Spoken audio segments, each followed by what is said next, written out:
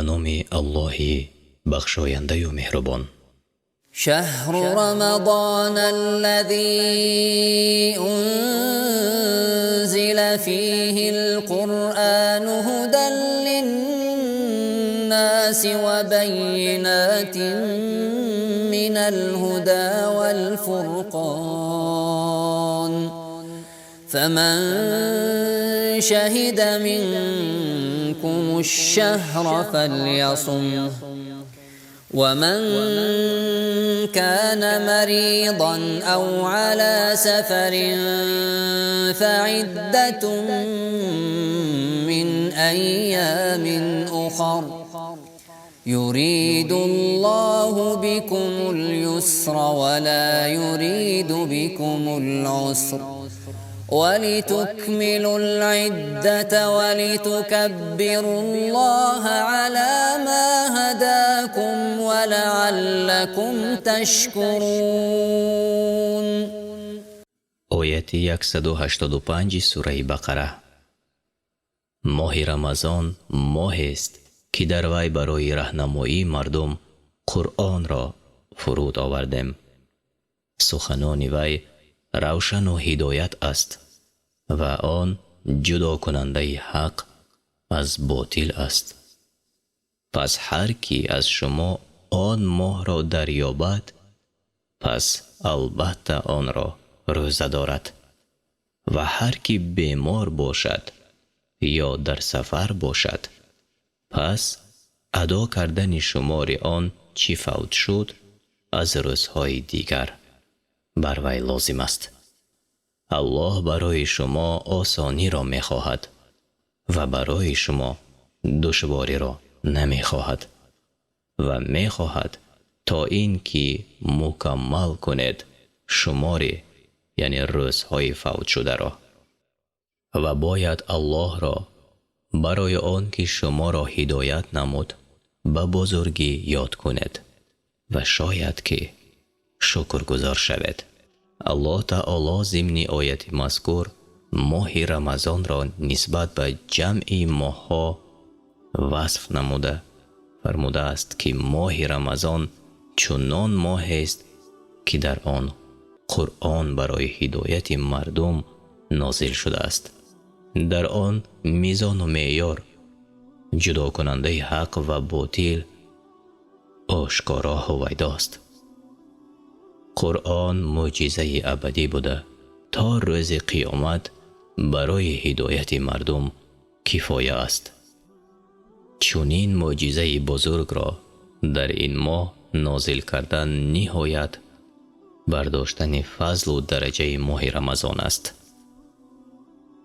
در حدیث ها روایت شده است که ماه رمضان ماهی است که صحف ابراهیم علیه السلام در شب اول ماه رمضان، تورات موسی علیه السلام در ششم، انجیل عیسی علیه السلام در 13 و قرآن در 27 شب‌های ماه رمضان نازل شدند.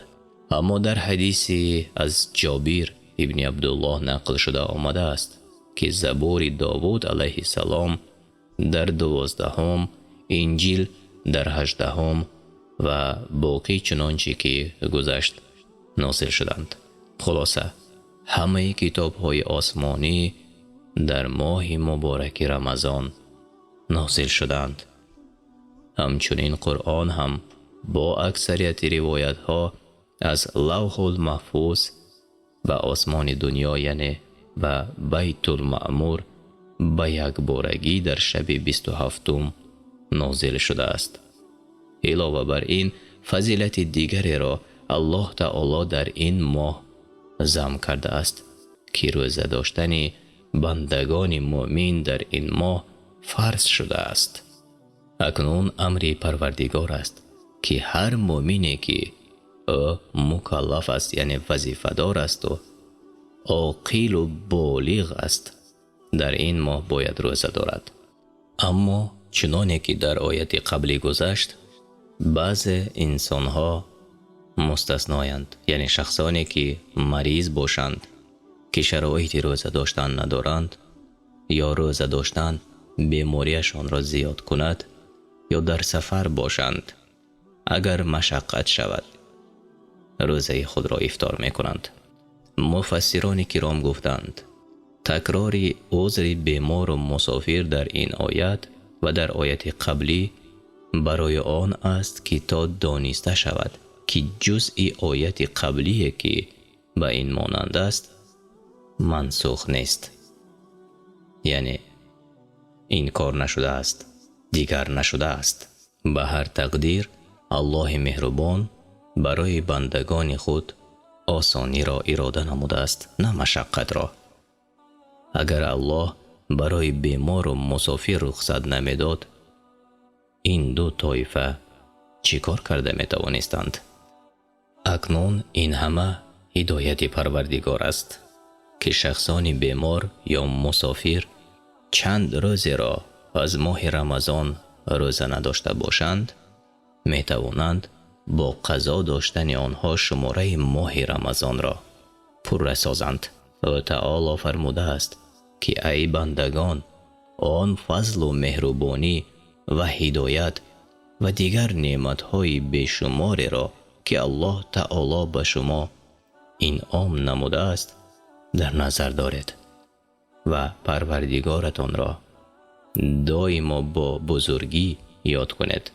شاید شما با رعایت نمودن حدود الله تعالی از جمله شکرگزاران باشد و از ثواب محروم نمانید. به قرآن پیرو نبودگی انسان ها نیست.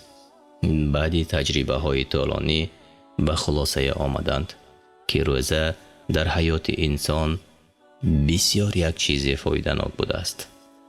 آنها توصیه نمودند که انسان باید برای سلامتی خود هیچ نباشد، در یک سال 1 ماه خود را گرسنه نگاه دارد. خلاصه کار آنها از حقیقت دین اسلام خبر می دهد.